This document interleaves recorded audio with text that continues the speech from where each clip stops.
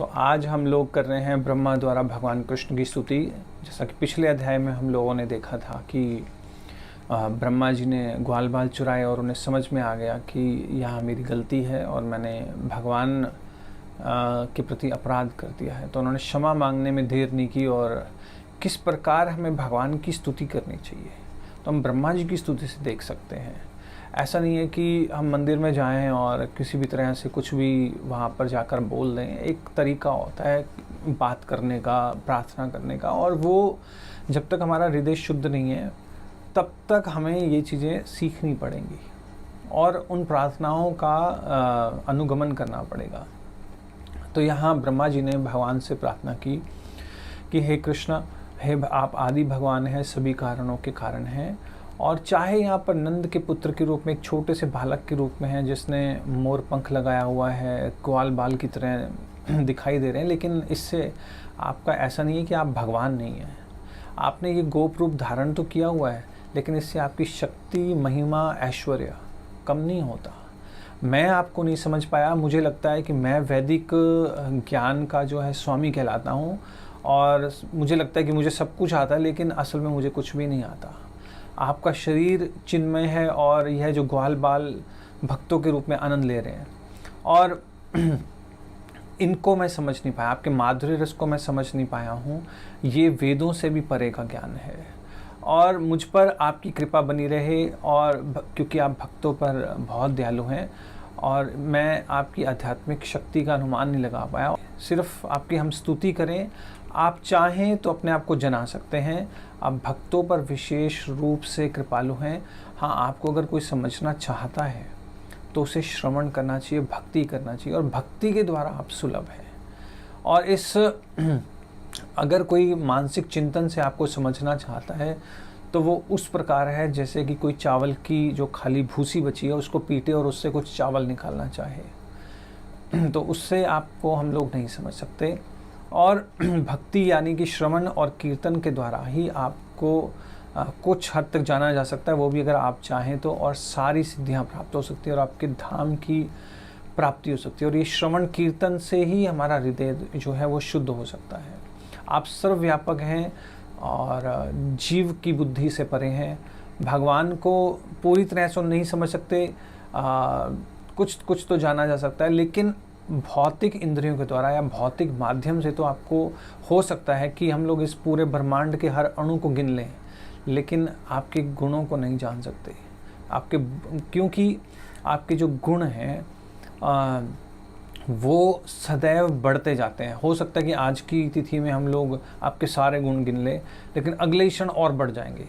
तो इसलिए आपको पूरी तरह से जानना असंभव है। आपको इसलिए वेदों में निर्गुण कहा गया है। तो श्रील प्रभुपाद यहाँ पर कह रहे हैं कि निर्गुण का मतलब यहाँ गुण विहीन नहीं है कि जिसमें कोई गुण नहीं है, जैसा निर्विशेषवादी कहते हैं। असल में निर्गुण इसलिए कहा जाता है कि उनमें कोई भौतिक गुण नहीं है, और दूसरा निर्गुण इसलिए कहा जाता है कि भगवान के गुणों को गिना नहीं जा सकता। योग और चिंतन के द्वारा भगवान के गुणों का अनुमान नहीं लगाया जा सकता। मनसा वाचा कर्मणा द्वारा ही हम लोग भगवान को कुछ हद तक जान सकते हैं और भगवान के धाम जाने के अधिकारी हो सकते हैं। और ब्रह्मा जी ने कहा कि असल में मैं अहंकार में था कि मैं बहुत शक्तिशाली हूँ और मुझे बहुत ज्ञान है, इसलिए मैंने ये बच्चे चुराए हैं। लेकिन बाद में मुझे ये समझ में आ गया कि मेरा जो ज्ञान है वो आपके समतुल्य जो है नगण्य है। जैसे श्रील प्रभुपाद कह रहे हैं कि अगर हम लोग परमाणु बम यहाँ पर फोड़ें तो कितनी तबाही हो जाएगी, लेकिन यही परमाणु बम अगर हम लोग सूर्य लोक में जाकर फोड़े तो नगण्य है, उसका कोई मूल्य नहीं है। उसी प्रकार भगवान के समक्ष अपनी शक्ति दिखाना इसी प्रकार है। और भगवान जो है अच्युत हैं। चाहे अच्युत का मतलब होता है जो अपने पद से कभी नहीं गिरता। चाहे भक्त जो भगवान हैं छोटे से प्रतीत होते हैं, लेकिन इसका मतलब ये नहीं कि वो अपने स्थान से च्युत हो गए। तो ब्रह्मा जी कह रहे हैं कि भक्त की आप छोटी से छोटी सेवा को भी स्वीकार करते हैं, इसलिए मैंने आपके प्रति जो भी छोटी सी सेवा भी की है आप उसे स्वीकार करें और एक दास समझकर, अब मुझे अपना सेवक समझकर मेरी जो भूल हुई है उसे क्षमा कर दें। और फिर श्रील प्रभुपाद कह रहे हैं कि जैसे हमारा जो शरीर है वो 3.5 हाथ का है।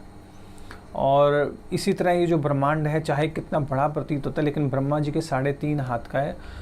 और इतने करोड़ों करोड़ों जो ब्रह्मांड हैं वो भगवान विष्णु के पोर जो रोम है वहाँ से निकल रहे हैं। और ब्रह्मा जी उसमें क्या है, एक शिशु की तरह हैं। जैसे ब्रह्मा जी कह रहे हैं कि एक शिशु अगर माँ के गर्भ में है और अगर वो पेट पर लात मारता है या हाथ मारता है, मतलब मुक्का मारता है, तो माता को उससे बुरा नहीं लगता। इसी प्रकार असल में आप हर जगह हो, और अगर मैंने कोई गलती कर भी दी है तो आप उसी प्रकार, जैसे एक माता शिशु को माफ़ कर देती है या उसका बुरा नहीं मानती, उसका गुस्सा नहीं करती, उसी प्रकार आप इसका अपराध मत लीजिए। और क्योंकि ब्रह्मा जी जो है नारायण की नाभि से निकले हैं, और नारायण का अर्थ है कि जो सभी जीवों के आयन यानी कि आश्रय हैं। और एक नारायण का और आयन का अर्थ होता है कि नरों के ज्ञान, की जो ज्ञान है, आयन मतलब ज्ञान। और कृष्ण जो है वो आदि नारायण है, यानी कि नारायण का भी स्रोत है, भयंगा शक्ति से उत्पन्न नहीं है भगवान। क्योंकि नारायण से जो है कारणोदकशाही विष्णु आते हैं, कारणोदकशाही विष्णु से गर्भोदकशाही विष्णु, और गर्भोदकशाही विष्णु से शिरोदकशाही विष्णु। और जो कृष्ण है वो नारायण के भी आदि स्रोत है, यानी आदि नारायण कहा गया यहाँ पर। और भगवान की जो अचिंत्य शक्ति है, जब तक कोई भगवान की अचिंत्य शक्ति को स्वीकार नहीं करता, भगवान को नहीं जान सकता, उनकी महिमा का गुणगान नहीं कर सकता कि भगवान ही असल में जगत की सृष्टि करते हैं, संहार करते हैं और पालन करते हैं। और भगवान के कई अवतार हैं, और भगवान सभी अपने भक्तों का पालन करने के लिए, उनकी रक्षा के लिए आते हैं, उनको आनंद देने के लिए आते हैं, और दुष्टों का संहार करने के लिए आते हैं। और यह जो जगत है ये मोहक इसीलिए प्रतीत होता है क्योंकि भगवान इस भगवान से उत्पन्न है। तो ब्रह्म ज्योति जो है वो, और सूर्य चंद्र जो है वो सारे आकर्षित इसलिए, उनका जो तेज है वो आकर्षक भी इसलिए हो रहे हैं, उनका तेज इसलिए है क्योंकि ये भगवान से उत्पन्न हुए हैं, या भगवान ने इनको अपना तेज दिया है। और भगवान आदि दीपक हैं, यानी उनसे कई विष्णु उत्पन्न हुए हैं, लेकिन भगवान जो हैं आदि हैं। चाहे उनकी शक्ति हो सकता है कि समान हो तत्व दृष्टि से, लेकिन भगवान जो है अक्षय हैं, यानी उनकी घटती नहीं है शक्ति। और यहाँ इसके बाद ब्रह्मा जी भक्ति का महत्व बता रहे हैं कि जो आपके दिव्य कर्म को जान लेता है वो भक्ति में अनुरक्त रहता है और वो मुक्त हो जाएगा। और ध्यानियों के ध्यान से या ज्ञान या तप से आप चाहे वो कितनी ही तपस्या कर लें जंगलों पर जाकर, लेकिन वो इस संसार में रह जाएंगे, वो आपको प्राप्त नहीं कर सकते। लेकिन एक भक्त आपको आसानी से जान सकता है। और फिर एक उदाहरण दे रहे हैं यहाँ प्रभुपा कि जैसे कोई सांप को रस्सी मान बैठे और उससे डर लगे, तो ऐसे ही हाल जो है ज्ञानी और योगियों का है। लेकिन भक्तों को ये समझ आ जाता है, इसलिए वो इतना इस संसार से घबराते नहीं हैं, क्योंकि हर जगह वो आपको देखते हैं। और आप जो हैं सूर्य के समान हैं, और माया शक्ति जो अंधकार है, और जो आपके साथ है वो तो अंधकार में रह ही नहीं सकता। और आप ही आदि स्रोत हैं ब्रह्म और परमात्मा का। अगर किसी को ब्रह्म और परमात्मा के बारे में भी जानना है तो भक्ति का उसमें अगर लेश भी नहीं है तो वो आपको ब्रह्म या परमात्मा के रूप में भी ज्ञानी जो और योगी जो है समझ नहीं पाएंगे। यानी भक्ति के बिना आपका ब्रह्म रूप में भी परमात्मा रूप में भी साक्षात्कार नहीं हो सकता।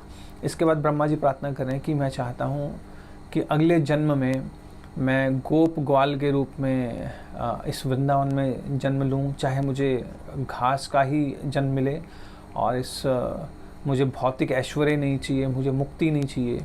तो एक तृण के समान ब्रह्मा जी जो है प्रार्थना कर रहे हैं कि मैं तृण के समान बनूं।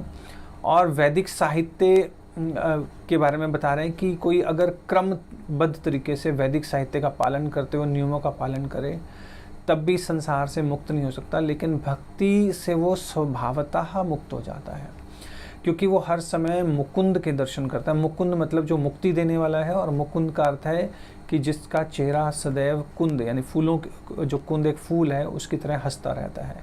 और ये जो ब्रजवासी हैं इन्हें किसी विधि विधानों का पालन करने की भी आवश्यकता नहीं रहती, क्योंकि उन्होंने कृष्ण प्रेम को विकसित कर लिया है। तो ये ब्रज की महिमा है, क्योंकि ये सारा दिन आपकी महिमा गाते रहते हैं, पूतना वध, बकासुर का वध, और आपसे आ सकता है। और इनके जो घर हैं वो मंदिर बन चुके हैं जहाँ पर सिर्फ आपकी ही महिमा का गान होता है। और ये जो वृंदावन है, ये इसमें भौतिक आध्यात्मिक में कोई अंतर नहीं है, तो आध्यात्मिक जगत है। और उनके लिए ब्रह्मा जी कहते हैं मैं कुछ नहीं कहना चाहता, जो मन तथा इंद्रियों से आपको समझने का प्रयास करते हैं, क्योंकि उनके लिए तो पॉसिबल ही नहीं है, क्योंकि आपसे करोड़ों ब्रह्मांड उत्पन्न हो रहे हैं। और मैं आपसे क्षमा मांगता हूँ कि मैंने आपकी लीला में बाधा डाली, और सूर्य और चंद्र का आकर्षण है वो भी आपके कारण है, और केवल आप ही पूजनीय हैं। और जब तक ये सूर्य का प्रकाश रहेगा तब तक आप मेरा परिणाम स्वीकार कीजिए। इस प्रकार भगवान ने उसके बाद कुछ नहीं कहा, और ब्रह्मा जी ने उनकी और लीला में बाधा ना डालते हुए 3 बार प्रदक्षिणा की और वापस चले गए। और भगवान पहले की तरह ग्वाल बालों को ढूंढ रहे थे, और उनके फिर उसके बाद क्लेवा कर रहे थे, उनके साथ खा पी रहे थे। और शिल प्रभुपाद कह रहे हैं भगवान से स्मृति विस्मृति आती है, और ग्वाल बालों को कुछ पता ही नहीं लगा, वो एकदम से भूल गए सब कुछ, उन्हें लगा कोई एक क्षण की बात है। और उन्होंने फिर जब वापस आ रहे थे तो देखा कि एक विशाल सांप है और जिसका सिर्फ कंकाल पड़ा हुआ है। उनको नहीं समझ में आया कि उनको 1 साल बीत गया इस बात को। और जब घर आए तो उन्होंने फिर उस अघासुर वध की पूरी चर्चा की ब्रज में 1 साल बाद। और यहाँ पर श्रील प्रभुपाद कह रहे हैं कि असल में व्यक्ति जो है अपने समाज से अधिक अपने परिवार से आसक्त होता है, और परिवार से अधिक अपने पत्नी और बच्चों से, और अपने पत्नी और बच्चों से ज़्यादा आसक्त होता है अपने आप से। कल को अगर कोई कष्ट आता है तो वो सबसे पहले अपनी रक्षा करता है। और ये और अगर कोई, ये इसलिए ऐसा है कि उसका स्नेह अपने आप से ज़्यादा है, शुकदेव गोस्वामी कह रहे हैं, क्योंकि इसके अंदर भगवान बैठे हुए हैं। हमारा असल में स्नेह भगवान से अधिक है। अभी क्योंकि हमें पता नहीं है कि हम लोग आत्मा है, इसलिए हम इस शरीर से आ सकते हैं और शरीर को बचाना चाहते हैं। लेकिन जब किसी को आत्मा का ज्ञान हो जाता है और उस आत्मा में बैठी परमात्मा का ज्ञान हो जाता है, तो फिर उसको अपने से प्रिय आत्मा, शरीर से प्रिय आत्मा हो जाती है। और आत्मा के ज्ञान से भी ऊपर जब उसे भगवान का ज्ञान हो जाता है, उसे आत्मा से भी अधिक परमात्मा से प्रेम हो जाता है और स्नेह हो जाता है। ये हमारी स्वाभाविक स्थिति है। और भक्ति के माध्यम से जो इस प्रकार भगवान का जिन्हें ज्ञान हो जाता है, साक्षात्कार हो जाता है, उनके सामने ये जो संसार है, भवसागर है, वो गोखुर के समान हो जाता है। और इस पूरी लीला को जो ध्यान से सुनता है, पढ़ता है, इसका कीर्तन करता है, श्रील प्रभुपाद कह रहे हैं और आचार्य लिख रहे हैं कि वो उसकी समस्त आध्यात्मिक इच्छाएं जो हैं वो पूरी हो जाती हैं। Thank you. तो ये थी ब्रह्मा जी की प्रार्थनाएं।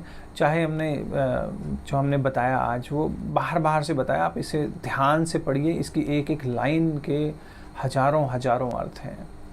हरे कृष्णा। श्रील प्रभुपाद की जय।